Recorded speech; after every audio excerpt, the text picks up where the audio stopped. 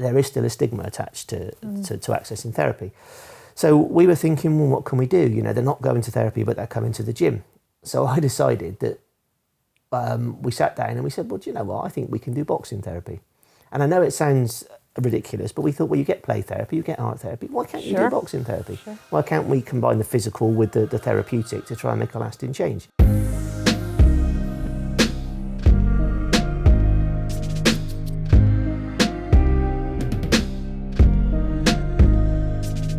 Hello, I'm Dr. Sherry Jacobson, and this is TherapyLab, a podcast dedicated to therapy, mental health, and the art of well-being. In this episode, we are joined by Martin Bisp, founder of mental health boxing charity Fighting Chance, to hear about his story. Hello, Martin. Hi. Can you start by introducing yourself? Yes, and my name's Martin Bisp. I'm the co-founder and CEO of a charity called Empire Fighting Chance based in Bristol. We use non-contact boxing, underpinned by intensive personal development, therapy and education, to work with young people, often who live in deprivation, in poverty, that might be involved in gangs, may be involved in criminal justice system, and are also suffering from poor mental health. And what does it look like in practice? How does someone reach you, and what do they get involved in? So reaching us is any way you want. We get parental referrals, we get referrals from CAMS, John Lethal Mental Health Service, we get referrals from the police, we get referrals from peers. From our point of view, really what we're looking to do is we're trying to engage young people that don't engage in traditional services. We're trying to engage young people that maybe sit outside the system, are feeling a little bit lost. Very often when you come from sort of deprivation in poverty or challenging in complex circumstances, you don't want to show weakness, you don't want to show that you're struggling. And so what we try and do is use the credibility of boxing to unlock some of the situations and issues, make them feel comfortable being in the gym, reduce any stigma that might be sort of attached with reaching out for help. The sessions themselves we've got two really main programs, I would say. The first one is what we call a Training with Champions program. So that's an intensive one-to-one non-contact boxing sessions that have been co-designed with a psychologist, with the ideas that we're trying to build resilience. It could be something very simple. Like we often find young people have been told to sort of fix themselves. You know, you shouldn't feel angry, you must fix your anger. And what we've done with the psychologist is we've realised that actually we were getting referrals, and those referrals were for anger, or they were for maybe violence, or whatever it may be, or just an inability to go to school, or whatever it could be. But when we started looking at those things, we actually realised that poor mental health was almost like the core cause of lots of them. So the anger was a symptom of an underlying core problem. So what we decided to do is try and tackle the core problem by building resilience, by allowing them to express their feelings, by allowing them to sort of almost say that no feelings are wrong. So, you know, we don't tell them to fix their anger. We often say, well, actually, you know, for example, if I was in your situation, and we could be talking about a dad in prison, we could be talking about a mum who's a substance abuser, we could be talking about abuse they've suffered, physical abuse, sexual abuse. Our point of view is we say, well, it's okay to feel angry. There's nothing wrong with feeling angry. If I was in your shoes, I would feel angry. But what we try and do is normalise their feelings and then help them deal with the situation by saying, for example, you know, you can't always control the situation. Well, COVID's a great example. You can't control this situation. What you can control is your reaction to the situation. You know, don't make decisions in a bad mood, that kind of stuff. So what we're really looking to do, and we use a lot of boxing analogies, is actually we're looking to give young people the resilience, the strength, the understanding to go back into school or to get work. And the other element to our programme is boxing therapy. So one of the things that I was noticing is we were getting lots of young people referred to us that would not go on to therapeutic services. There was a whole series of reasons, one of which was stigma. Yeah. I don't want to talk about my problems. You know, I haven't got a mental health problem. The other one is relatability. So what we noticed is that this is not meant to be derogatory to any Margarets out there, but you know, if a therapist is, let's say, 65, middle class, and hasn't experienced some of the same circumstances the young people have suffered from, they can't relate. They kind of think, well, who are you to talk to me about your problems, or you don't understand where I've come from, or you don't see what's happening to me. So what we realised is that we wanted to try and make therapy accessible. We wanted to make it something that they were comfortable attending. And then also, whatever we say and do, I think there is still a stigma attached to accessing therapy. So we were thinking, well, what can we do? You know, they're not going to therapy, but they're coming to the gym. So I decided that we sat down and we said, well, do you know what? I think we can do boxing therapy. And I know it sounds ridiculous, but we thought, well, you get play therapy, you get art therapy. Why can't you do boxing therapy? Sure. Why can't we combine the physical with the therapeutic to try and make a lasting change? So we spoke to a therapy service that we've worked with in the past, and we said, look, we want to trial this. Tell me whether you think it makes sense, and can we give it a go? We did. The results were really good. I mean, we're great believers that the sort of physiological change often has to occur before a psychological one can do it. Sure. We trialled it small. We piloted with a couple of young people, 3 or 4. The therapists were coming back and going, rather than 6 weeks of engagement, they're engaging on week 1. They don't feel embarrassed. They come to the gym. They feel they're, in fact, to the outside, it looks like they're having a one-to-one training session. They're in the environment where they can just sort of do their thing without being noticeable. There's no stigma. There's no embarrassment about attending. We're a credible boxing environment. So they feel that that they're part of the environment, that they feel part of the atmosphere, they feel part of the gym. And attendances kept going up. So actually we weren't seeing them drop out. We were seeing them sort of complete their courses. We were seeing improvements. We were seeing them go back into school. So we've gradually increased the numbers as time's gone on. So we've gone from sort of 1 or 2 to 10 or 20 to 30 or 40 to 50 or 60. We've got now multiple therapists delivering the service. We're doing it in Bristol and South Wales. And we've just received some funding actually for a boxing therapy manager. So we're going to start doing it across other areas. We do some work in North Wales and we do some work in the South West. So we're going to start using the same service in those places as well. Congratulations. Thank you. For not only maybe developing or pioneering a new form of therapy, but also recent funding. How does a session work? Is there a certain duration? Is there a certain format? It's format-wise is a little bit loose because we respond to the situation, as I guess most therapists do. Generally, they're about an hour. I think that young people are not as fit as they used to be, maybe 20 years ago. So sort of 2 hours or an hour and a half almost seems physically too much. So the sessions are generally an hour. The therapy sessions, we've got designated spaces where they do the physical and they have the conversation, and then we've got a safe space at the end where they can sit and talk about anything that may have come up. I'm hoping, touch wood, that we're going to get some funding. We're looking to build our own therapy gym as well. So we've got plans drawn up and we're trying to speak. So I'm going to create a dedicated space, so a dedicated boxing therapy gym, hopefully within the next 6 months, where young people can come, feel completely safe, be able to talk and have their sessions. Wow, very innovative. So Martin, how does a program work in practice? So I think the first point for us is that we get a referral from somebody. And then based on that referral, we would allocate them to the coach or the therapist that we think would best suit their need. Then in reality, what we try and do is balance the physical exercise with the conversation pieces to build the rapport and to make the biggest change we can. It would be boxing exercises. So from our point of view, it would be things like skipping. And again, skipping's a great motivational tool because nobody can ever skip when they come to the gym.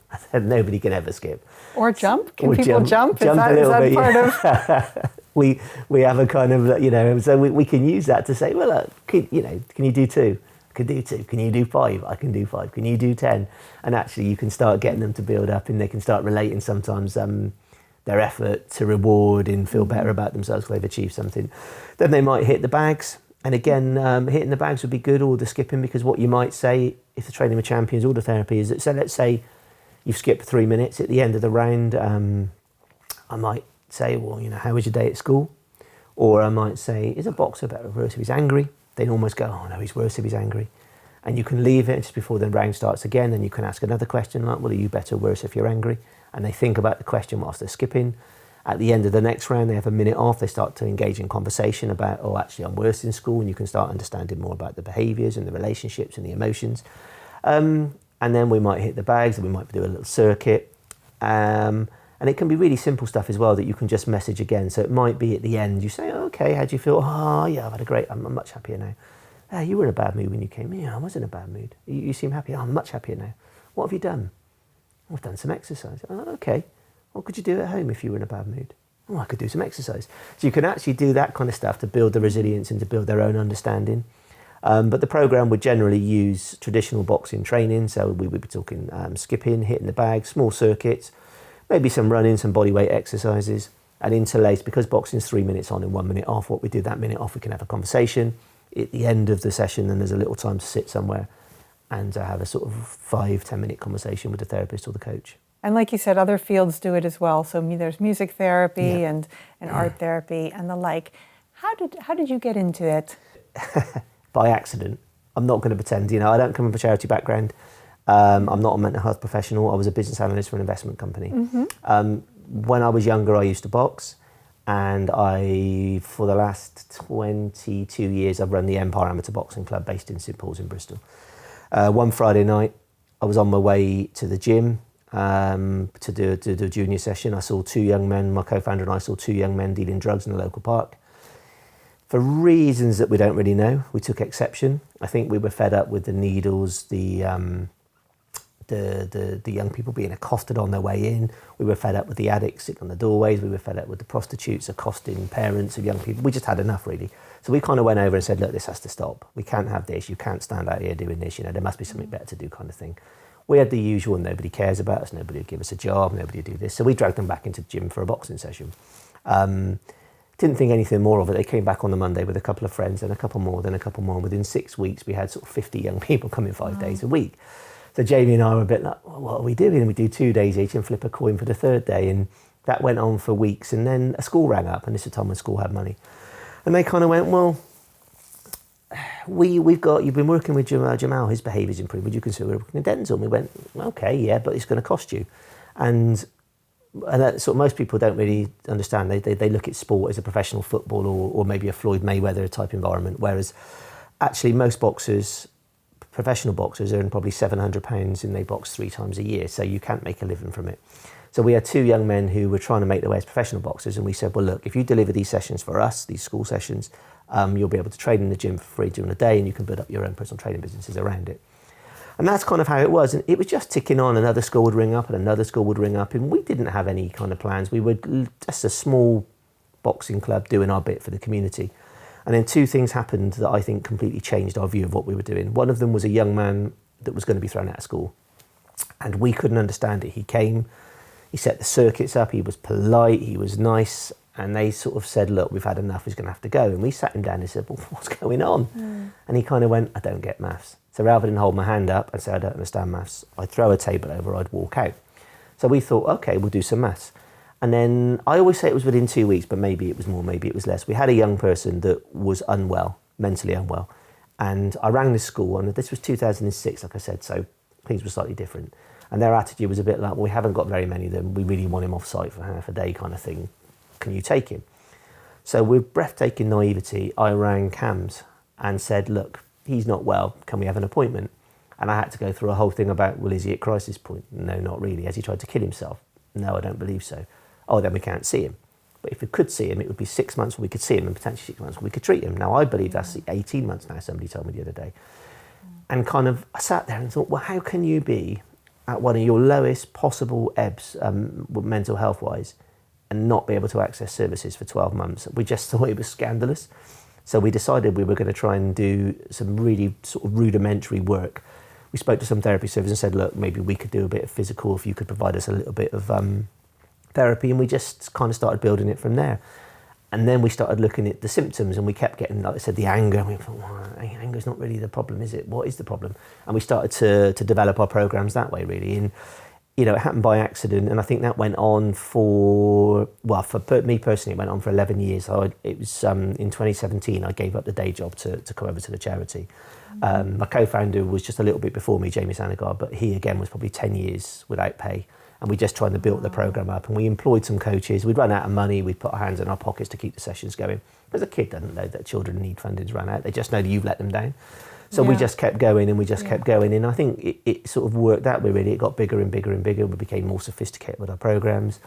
We started to get mental health professionals involved, therapists involved, psychologists involved, and it sort of spanned from there. Extraordinary work. Absolutely amazing. Thank you. Thanks. Have you, has it taken its toll on you at various points, the stresses, strains? It's never easy. I think that's the problem. I mean, I'm a dad of 2 daughters. They're sort of 21 and 18. And so, for example, ones I find hard are maybe sexual exploitation, sexual abuse of young women, or young girls, because I can relate that directly to my family. And I look at my daughter and I just think, oh, if that was you, it'd be heartbreaking. So Sometimes they're hard. What I've always found is I'm a sportsman, I suppose. I've boxed, I played football, so I keep myself physically active. I find for me that if I've had a difficult day, I could go for a run, or I could go to the gym, or I could lift some weights, whatever it may be. And that's the kind of thing that always keeps me in check. Yeah. It's the kind of, I don't know what you'd call it, but the stress valve, I'm able just to go and sort of run or walk or lift my stress away. So that's what does it for me. Yeah. What are your views on talking therapy? I think talking therapy has a place. It definitely has a place, but I also think it's a fairly middle class model.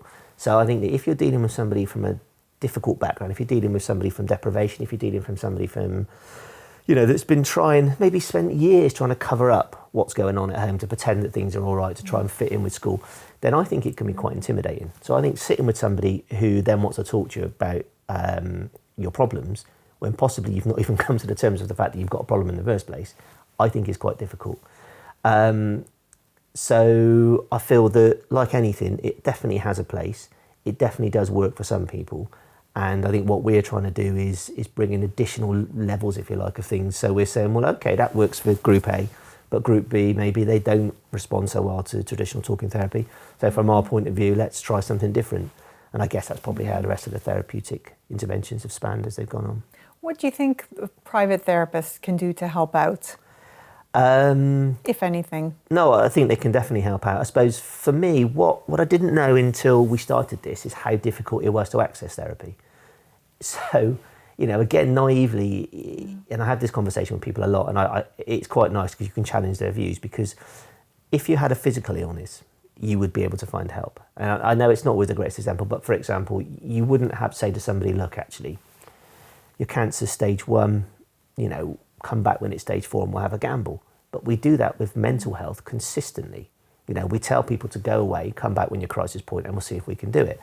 Services are chronically underfunded. So actually the sort of private therapists, they're providing a service that isn't met anywhere else. We are not funding the mental health services properly. And also you can be community based. So actually you can get involved in the areas that young people are. And again, that's important, because if you start centralising services and you talk about having to go to X, Y or Z, that doesn't necessarily help with maybe a young man or woman that, for example, Somalia, as you know, there's no word for depression in Somali. And they've got a collectivism approach as opposed to an individual approach to mental health. So actually, I think that the way that private therapists, you can access people, you can work in their communities, you can adopt and adapt approaches that can become successful, which I think is much more difficult for centralised services. Yeah. I mean, one of the things that you're getting across is the benefits of physical and exercising, but getting things out on a physical space. But the other is connection and personal relationships, and then on top of that is community. Absolutely. And I find that I'm a member of an informal member of a rollerblading community. Okay. So I get all of those benefits. I get the exercise, I get the challenging yourself, learning new skills, being with people who can teach you and who can learn from you, and then being part of a collective. And I do find it really, really meaningful. Can it be applied to all sports, or is there something unique that you think boxing offers? So the honest answer is I think that what we do could be applied to all sports. There are limitations. Football, you've got, I don't know, maybe if it's 11 aside, you've got 11 teammates. It's whether you're comfortable. The messaging side, the psychology, you can have those conversations and you can use that as part of your coaching. We actually do some work with businesses, and they come in to see us and we talk about some of the psychological principles we employ, and they get something out of that. Therapy-wise would be trickier, because you'd have to obviously make sure that people are comfortable to talk in that environment. But I think that the psychological messaging could apply in almost any sport. And I agree, I think community is hugely important. I'm a believer in the physical because, as I said before, I'm a sportsman, so I believe that that's important. I believe a community is important. And going back to my point about the sort of traditional talking therapy, one of the issues we've got, I believe, at the moment is that we appear to be centralising services and removing them further away from people's communities. And actually, it makes it harder for them to access. It makes them more uncomfortable for somebody who's struggling to go and find us. Where do I find? I've got to go over here, and I might have to get 2 buses or whatever it might be. And so I think that community-based interventions are extraordinarily important and probably a most overlooked part of when we look to roll out a solution. We don't seem to think, let's start with community, but we should do. I hope you're enjoying this episode of Therapy Lab. If you'd like to transform your life with therapy, get 10% off your first session with any therapist on harleytherapy.com. Just use the code TherapyLab when you book your session. I want to ask you about COVID, the impact on your work and any reverberations for people at large that you see. Yeah, COVID's been tricky for us. It was tricky at the beginning because we're a face-to-face physical deliverer. So as much as I love them, boxing coaches aren't always great with technology. So we had to go we went from face-to-face to Zoom quickly. We tried to do as much socially distant stuff as we could. We've seen a sort of peak in a trough, and now I think we're starting to peak again with the young people we work with. So the initial bit of lockdown, we were seeing some real different people struggling with difficulties. We were seeing young people's mental health deteriorating. We were having phone calls, emergency phone calls, and people saying, look, you need to come and talk to so-and-so. We've had to, I'm trying to say this without giving away too much. One of our coaches, for example, had a phone call to say, look, you need to come and see my daughter urgently. We've had parents that have been unable to cope and been on the phone almost sort of self-harming in front of us when we were coaches were trying to talk them down. So that first period was really, really tricky. You know, we were under a lot of pressure and it was hard. Then we seemed to find a balance, and we kind of felt young people were starting to respond again, and things were getting slightly better, and they were either coming down or leveling off. And, you know, we were thinking, okay, we can manage this. And then obviously as you start going back into school and the uncertainty comes in, or maybe you go back into the environment you were uncomfortable, the general trend for us was getting more demand for our services again, and we're finding things harder. My guess, without being too doom-mongery, is that post-furlough, we're going to see more job losses, we're going to see the economy struggling. As you know, deprivation goes hand in hand with poor mental health, and the bottom 20% struggle far more than the top 20%. We're going to see more difficulties. Some of the young people we deal with might live in a tower block with 6 or 7 siblings. If deprivation, you know, and they start struggling more, then that's going to exacerbate the conditions they find themselves in. That might mean that they become groomed by gangs. That might mean that they suffer, their own mental well-being becomes worse. We've got limited supply, you know. We've got a finite number of coaches. We're under more pressure now than we've been for a long time. The waiting lists, we clear it, it goes back up. We clear it, it goes back up. I'm trying to recruit two more coaches as we speak to see if I can meet some of the demand. So I guess in reality, I think COVID had an immediate and dramatic effect. Then we seem to manage that effect a little bit. And now as we are loosening, I guess, some of the controls, and I'm expecting the economic position to worsen, we're starting to see demand increase and the kind of mental health get worse for those young people we deal with. Yeah. What do you envisage being the balance between physical and online? Or to put it another way, will there be any online continuing? I will probably do some online. I would imagine that the vast majority will remain physical. We managed to build an outside gym so young people could come and access it that was covered. So, you know, gyms didn't open until I think it was August, but every day seems to blend into the same one. But we managed to build a big canopied outside gym so we could socially distance and they could train and they could feel safe, and they weren't going to be able to sort of go inside and use the gym we've got. So that in itself was extremely beneficial. The relationships, going back to your point, somebody once said to me that one of the great benefits of therapy isn't necessarily always the quality of the therapist, it's the quality of the relationship the therapist can build. So again, it's much easier to do face-to-face. Zoom is difficult. You can't always pick up on the sort of body language tells. In technology, poverty is an issue. So if they can't access technology, sometimes we had young people with mum's mobile phone between 4 of them trying to do their homework and that kind of stuff. So what I'm hoping is that whatever the next 6, 9, 10 months, 12 months has in store, we'll be able to maintain enough face-to-face contact to continually make a difference. And speaking of the relationship, how do you recruit for coaches? What are you looking for? That's this is a cop-out because I think I know when I see it. That's the funny thing. They come in and we go, that's going to, no. Yeah. We're looking for people with life experience. So again, that relatability is important to us. They need to be able to relate to the young people they're talking to. They need to have shared experiences that the young people can understand and then can sort of kind of go, oh, okay, yeah, you see where I'm coming from, or you were in my shoes, or you've walked the same situation as I've walked. So that's important to us. We like them to look comfortable in the gym, because again, we don't want to water down our offering. They need to look authentic and be credible. So when you come into the gym, you haven't got, whether it's a therapist or a psychologist or a coach, they're not somebody that is hugely overweight or seems confused by a punch bag or doesn't know how to put a pair of boxing gloves on. They don't have to have boxed, they don't have to have done anything, but they need to understand the value of sport. And then I think we sort of, then it's a case of, we basically shove them in a class with young people and we ask the young people for their feedback. So part of the interview process is quite grueling, because they go through 2 face-to-face interviews and then we make them do a practical session. And at the end, the young people pretty much have the power of veto. So if the session they go, look, we couldn't work with him, then or her, they don't get the job. And they don't have necessarily the power of hire, but they always have the power of veto. So we go through that kind of process. So far, we generally have got it more right than we've got wrong. And the coaches, I think, do a brilliant job to the therapists. You know, we've got really good therapy teams, we've got good coaching teams.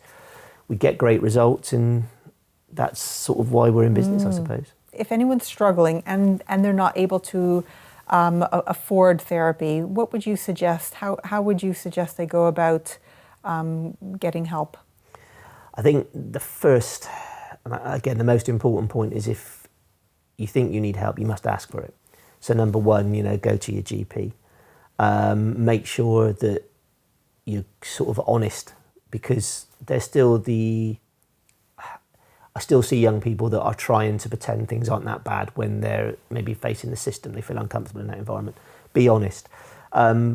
Look at what organisations may be around in the locality. So I know we're one of the only ones doing the boxing therapy, but there are lots of organisations that have mental health intervention, whether that's play or, you know, there's therapy services in Bristol that don't necessarily use sport. So, you know, ring those up and ask them for help.